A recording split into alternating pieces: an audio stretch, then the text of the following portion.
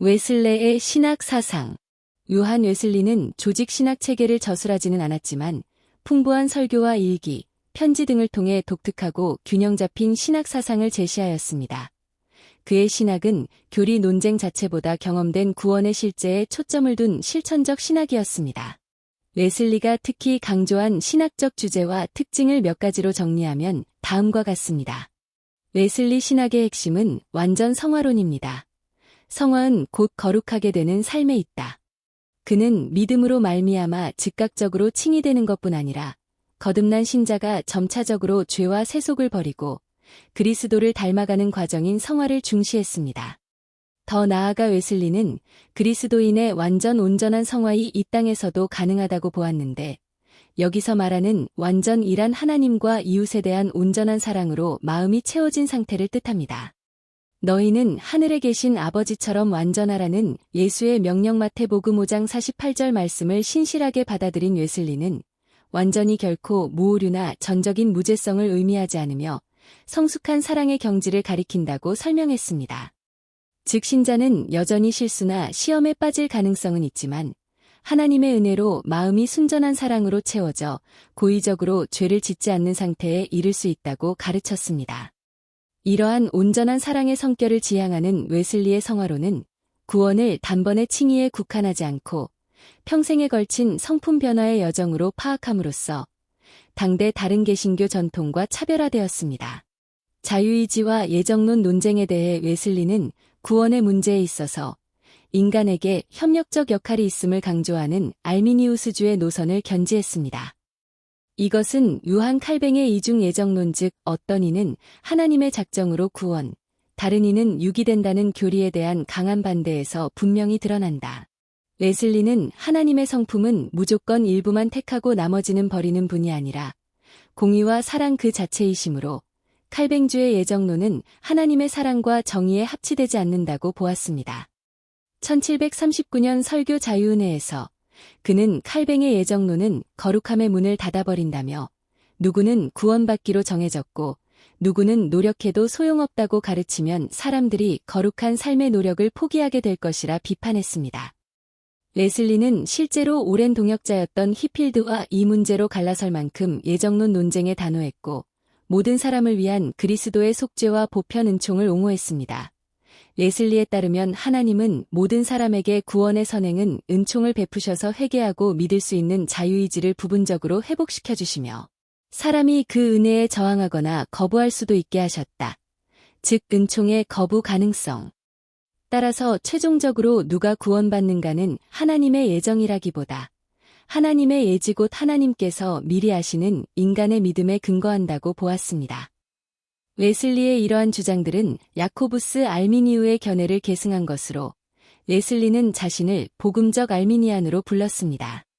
그는 인간의 전적 타락과 하나님의 절대 주권을 인정하면서도 하나님의 은혜가 모든 사람에게 임하여 구원의 길을 열어두셨으며 그 은혜에 응답하는 것은 인간의 몫이라고 가르쳤습니다. 이로써 웨슬리는 하나님의 주권과 인간의 책임을 긴장 속에 함께 붙들며 구원을 향한 하나님, 인간 협력의 신비를 설명하고자 했다습니다. 구원의 서정이라는 주제에서 웨슬리는 한 영혼이 구원에 이르는 과정을 단계적으로 이해하여 개인의 구원이 하나님의 은총의 여러 단계들을 거치는 여정임을 가르쳤습니다. 그의 설명을 빌리면 죄로 죽었던 인간이 어떻게 회심하여 거듭나고 거룩해져 가는지 일련의 순서가 있다는 것이다. 웨슬리가 사용한 구원의 서정 개념을 정리하면 다음과 같습니다. 선행 은총은 타락한 인간에게 하나님께서 먼저 베푸시는 은혜로서 죄인을 회개로 이끌어 믿음에 응답할 수 있게 해주는 준비 은총이다. 모든 사람에게 보편적으로 주어지는 은혜로 인간 쪽에 공로 없이 성령께서 양심을 통해 죄를 깨닫게 하고 선을 하여 구원을 가능케 한다고 가르치고 있습니다. 웨슬리는 선행 은총에 의해 완고한 죄인의 자유의지 일부가 회복되어 복음에 아멘으로 응답할 수 있게 된다고 보았습니다. 회개는 선행 은총을 받은 사람이 자신의 죄악됨을 통렬히 깨닫고 슬퍼하며 돌이키는 과정이다. 율법과 성령의 책망으로 양심이 깨어나고 하나님 앞에 겸손히 죄를 자복하며 용서를 구하는 단계이다. 충분한 회개는 참된 믿음의 전제 조건으로 여겨지며 웨슬리는 죄인에게 먼저 필요한 것은 회개요, 다음이 믿음이라고 설파했습니다. 칭의는 예수 그리스도를 믿는 믿음으로 하나님께 의롭다 인정받는 사건이다. 이는 전적으로 하나님의 은혜로 값없이 주어지는 구원의 선물로서 오직 그리스도의 속죄 공로를 의지하는 믿음을 통해 이루어집니다. 칭의의 결과 죄인에 대한 하나님의 진노와 정죄가 철회되고 죄 사함이 선포된다. 동시에 신분상 양자됨 즉 하나님의 자녀로 입양됨이 일어나 하나님과 화목한 새로운 관계가 시작된다. 웨슬리는 칭의를 중생의 순간적인 면으로 간주하였으며 믿는 즉시의 칭의를 초기 칭의, 최후 심판 때의 영원한 칭의를 최종 칭의로 구분하여 설명하기도 했습니다. 웨슬리는 최종 칭의에는 성화의 열매로서 순종의 열매가 따를 것을 강조했는데 이는 아래 성화 단계와 연결됩니다.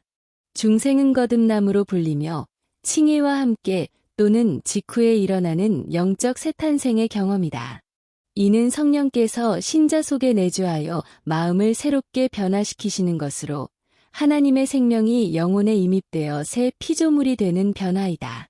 중생을 통해 죄의 권세로부터 해방이 시작되고 하나님을 향한 새로운 욕구와 힘이 주어진다.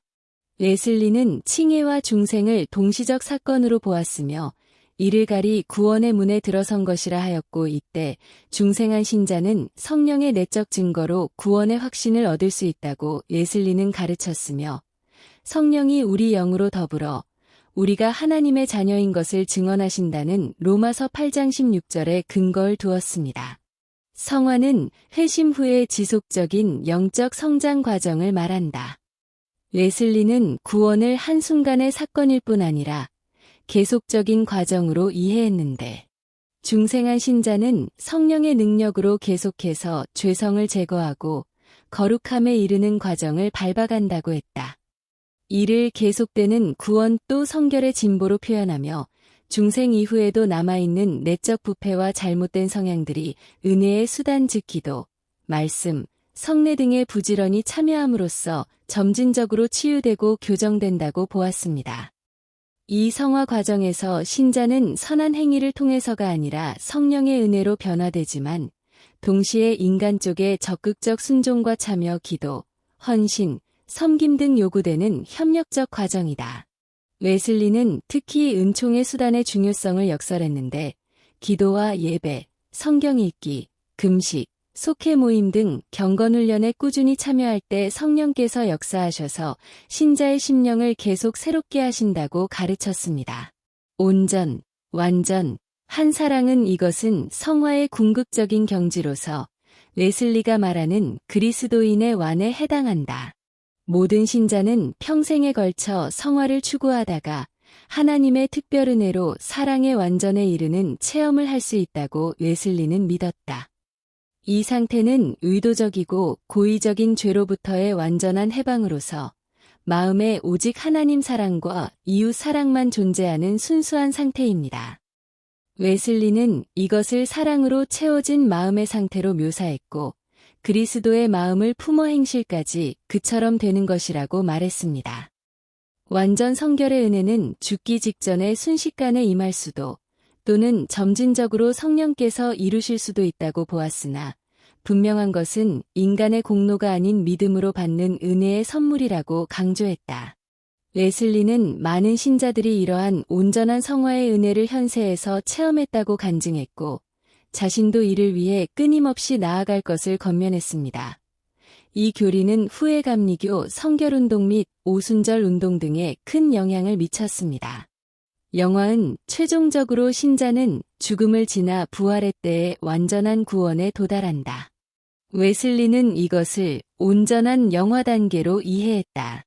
영화란 죄와 죽음, 모든 악의 흔적에서 완전히 해방되어 흠없는 존재로 변화되는 것으로 부활 시 신령한 몸을 입고 하나님과 영원히 온전한 교제를 누리는 상태이며 이로써 구원의 여정이 완성되며 신자는 완전히 거룩해진 공동체 안에서 하나님의 영광을 반사하게 된다고 말씀합니다. 성경 전통 이성 경험 웨슬리 신학 방법론은 웨슬리는 신학함에 있어 성경을 일차적이고 최종적인 권위로 삼으면서도 교회의 전, 과 이성 그리고 신자의 경험을 적절히 활용하여 진리를 풍성히 이해하고자 했다. 20세기 감리교 신학자 엘버트 아우틀러는 웨슬리가 신학적 결론을 내릴 때 사용하는 4가지 준거를 정리하여 흔히 말하는 웨슬리 사변이라는 용어로 소개하였다. 이 4변은 곧 성경, 전통, 이성, 경험을 가리킨다. 웨슬리에게 성경은 절대적 기준이자 유일한 신앙의 법칙이었고, 전통과 이성, 경험은 어디까지나 성경을 이해하고 적용하는 데에 도움을 주는 보조적 권위로 위치지었습니다.